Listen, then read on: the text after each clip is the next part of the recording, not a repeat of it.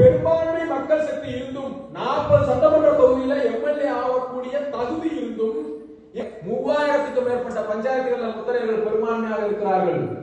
பஞ்சாயத்து தலைவர் ஆகணும்னா 3000 பேர் வரணும். ஆனா ஒரு கிராமத்துல 1000 வீடு முத்திரையர் வீடு இருக்கும், 10 வீடு வேற சமூகத்தை சார்ந்தவர் இருப்பாங்க. அந்த 10 வீட்டுக்காரங்க பஞ்சாயத்து தலைவரா இருப்பாங்க. அந்த 10 வீட்டுல இருந்தா ஒன்றிய கவுன்சிலர் இருப்பாங்க. அப்ப என்ன ஆகுது? அங்கே நம்முடைய அதிகாரம் பறிக்கப்படுகிறது. அதை மீட்டெடுப்பதற்கு இது போல 50 பேரை வச்சு பேசினா மீட்டெடுக்க முடியாது. அரசாங்கம் சரிசாய்க்காது. இங்க நாம பேசுறத உள்ளூர் விஏஓ கூட கேட்க மாட்டாங்க, உள்ளூர் காவல்துறை கூட எழுதி அனுப்பாது. அப்ப என்ன பண்ணணும்? எங்க கேட்கணுமோ அங்க கேட்கிற மாதிரி பேசணும்னா ஒரு 5 லட்சம் பேர் திரண்டு இருக்கிற இடத்துல அங்கே அடிக்கணும்.